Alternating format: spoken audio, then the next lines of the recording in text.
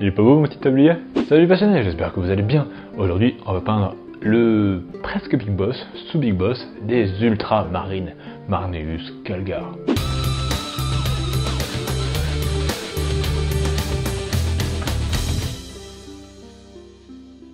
C'est mon tablier pour la peinture. Alors pour cette vidéo, j'ai allié l'utile à l'agréable puisqu'il s'agissait d'une commande. Muchos besos. Une de mes premières commandes quand j'ai commencé, elle date de février 2019 et j'étais plutôt content parce que cette figurine, j'avais très envie de la peindre mais pas vraiment envie de l'acheter. J'étais donc plutôt content et j'en ai profité pour tout filmer. Ça vous arrange hein. Et comme à l'époque je n'étais pas encore aussi organisé qu'aujourd'hui, vous n'aurez pas de jolies vues 360 degrés à la fin, mais à la place 4 photos de tous les angles de la peinture de la figurine. Et c'est parti pour la peinture. Je commence donc par sous-coucher Marneus et ses copains en noir à l'aérographe. Une fois sec, je leur ferai une couche de base de Calcar Blue, comme c'est étonnant pour des ultramarines. Vous remarquerez que j'ai sous-assemblé les pièces pour plus de facilité lors de la peinture. Calgar par exemple n'a pas sa cape, ou les chaînes de munitions rattachées à lui, ou encore moins la tête. De même, pour ses copains, j'ai assemblé les capes car il a fallu lisser les jointures. Mais je ne les ai pas collées au corps. Je n'ai pas collé leur tête non plus pour des raisons pratiques de pose. Si je les colle avant, mais que les capes ne peuvent plus être mises en place, j'aurais l'air bien con. Et comme j'aime pas avoir l'air con, je les collerai à la fin. Puisque le bleu est la couleur majoritaire, on va de suite lui donner de la profondeur en l'assombrissant à l'aérographe en adiral avec du wash noir de Vallejo. Comme je n'ai pas encore collé le socle, je peux faire un adiral pur. Mais je vais quand même jusqu'à un angle de 45 degrés pour bien assombrir le tout. On passe donc aux éclaircies avec de l'Altdorf Guard Blue en zénithal jusqu'à 45 degrés. Pour les grosses zones, comme par exemple le bouclier, n'éclaircissez que la moitié inférieure pour créer un contraste dans la pièce. Pour Calgar, faites attention au positionnement final de sa cape. Mettez-la en position pour vérifier et n'éclaircissez que les zones qui ne seront pas masquées par la cape. Et on finit un dernier éclairci avec du Calgar Blue en zénithal pur. Ou dans les cas des grandes zones comme le bouclier, sur le dernier quart inférieur. Tout ça nous a donné un bleu bien contrasté mais que je trouve vraiment fade. Du coup, je passe un glacis intégral de Guilliman Blue sur le bleu. Malheureusement, ça ne se vend plus aujourd'hui. Les 4 pots de glaze existants ont été remplacés par la gamme contraste, et je n'ai jamais essayé la dite gamme contraste. D'après internet, l'encre bleue de Vallejo diluée à 1 pour 1 avec de l'eau ferait le même effet, c'est à tester. De toute façon, cette étape n'est là que pour resaturer le bleu, donc ne vous prenez pas trop la tête avec le coup du Guilliman Blue. Le temps que le lavis ne sèche, on va faire la base des capes. Attention, 2 fines couches. Je base donc en Mephiston Red l'extérieur des capes au pinceau. J'aurais pu faire les grosses parties à l'aéro et juste les endroits qui jouxtent le bleu au pinceau, mais je n'aime pas faire en 2 étapes les mêmes surfaces. Du coup, j'ai tout fait au pinceau. Je vais assombrir les capes à l'aérographe avec un mélange à 50-50 d'Abaddon Black et de Mephiston Red.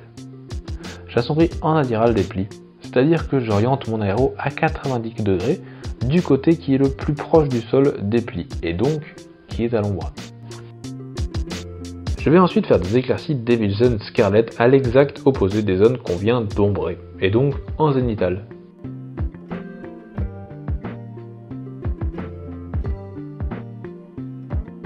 Maintenant on va pouvoir s'attaquer à l'intérieur de la cape que je vais baser en Sandry Dust. Je vais baser beaucoup de zones de la figurine pour pouvoir faire les lavis en une unique étape. Pour ça je base les lanières de cuir qui leur pendent entre les jambes en Rhinox Hide. Je base en Sandry Dust les parchemins. Je base les lanières des plastrons en Screamer Pink. Je vais ensuite baser en Abaddon Black les bolters des poignées de Calgar, ainsi que toutes les jointures en caoutchouc des armures. Vient ensuite une base plutôt chiante, celle des symboles ultramarines et donc en blanc. Je vais les baser en Celestra Grey et je ferai entre 2 et 3 couches diluées pour avoir un résultat propre et couvrant.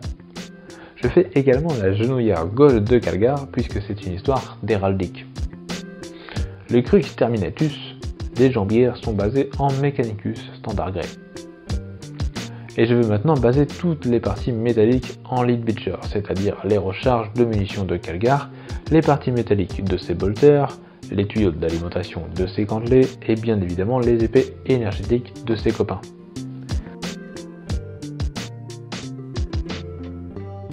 Après les métaux, voici les dorures qui seront toutes basées en Retributor Armor Gold. Il y aura donc de grosses parties sur les boucliers, les manches des épées, les bordures d'épaulières, et sans oublier les ailes sur les casques, et Khadgar lui-même a pas mal de dorures honorifiques sur son armure. Ouf! Ça y est, les bases c'est fini, on va passer au lavis. Je commence avec un lavis d'Agraxor Shade sur l'intérieur des capes et sur les parchemins.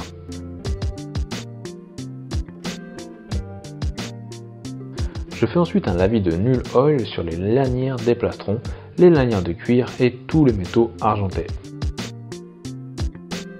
Je fais ensuite un lavis de Reclaimed Clay Shade sur toutes les parties que j'ai peint en doré. Maintenant, vous attendez patiemment que le lavis sèche. Une fois sec, on va éclaircir l'intérieur beige de la cape avec l'aérographe Alu Chaptibone. J'éclaircis majoritairement sur le bas de la cape car le haut sera dans l'ombre.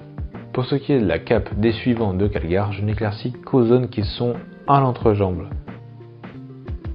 et l'endroit replié sur lui-même à l'extérieur. Je vais maintenant éclaircir tous les métaux avec un mélange à 50-50 de Retributor Armor et de Stormhost Silver. J'essaie en appliquant cet éclaircissement de toujours l'appliquer en zénithal, c'est-à-dire que mes mouvements de pinceau sont à sens unique, du haut de la figurine vers le bas, ce qui permettra de ne pas peindre les zones d'ombre sans trop d'efforts de précision. Et je vais finalement éclaircir les métaux argentés et dorés au Stormhost Silver pur, en lignage pour les dorures et de la même façon que les premières éclaircies d'or pour les métaux argentés.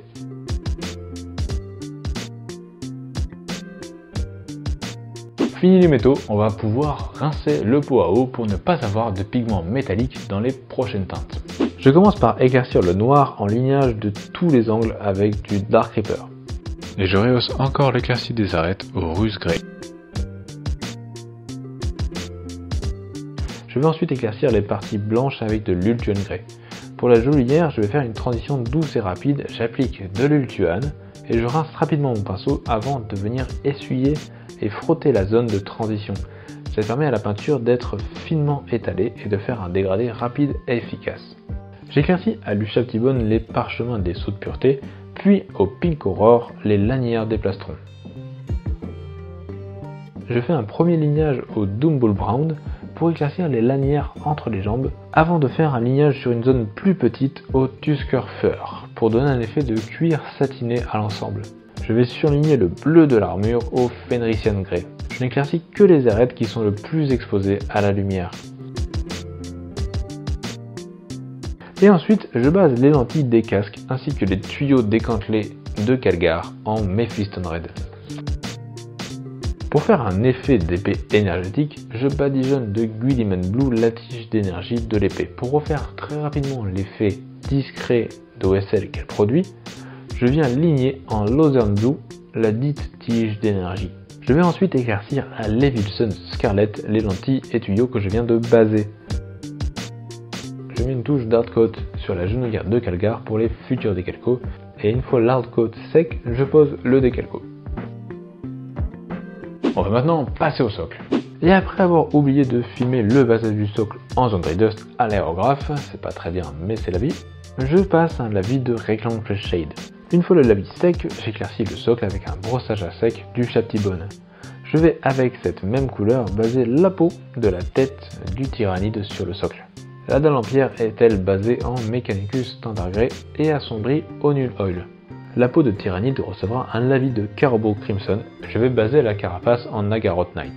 Puisque c'est le grand Marneus Khadgar, les douilles du sol seront exclusivement basées en Retributor Armor. Parce que le gars, il tire pas des balles de merde. Elles recevront en même temps que les carapaces un lavis de Null Oil. J'éclaircis au Dunstone les pierres qui ne seront pas sous le pied de Khadgar. Et un lignage rapide de Genestealer Purple est fait sur la carapace. Je fais ensuite les tours de socle, je colle les pièces à la superglue et c'en est fini de Marneus et ses copains. Voilà donc la photo des pièces terminées.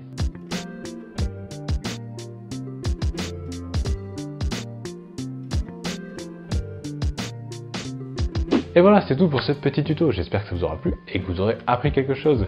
Et maintenant on va passer aux photos communautés. Et j'ai choisi aujourd'hui un diorama de David Dante, grand participant du GOP, qui met en scène des orques naufragés sur un radeau. En plus d'être une idée vraiment géniale, titanicesque je dirais même, c'est extrêmement bien peint.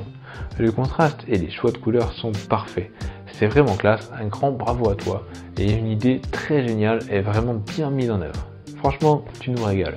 Et voilà, c'est tout pour cette petite vidéo. J'espère qu'elle vous aura plu, j'espère que vous aurez appris quelque chose. Si c'est le cas, n'hésitez pas à lâcher un petit pouce bleu, à commenter la vidéo pour me dire ce que vous en pensez, à vous abonner au clocher pour ne pas rater la suite des vidéos, et n'oubliez pas de partager la dite vidéo, c'est le plus important pour la chaîne, c'est ce qui aide le plus. Et en attendant la suite, je vous dis bon jeu, bonne peinture, ciao!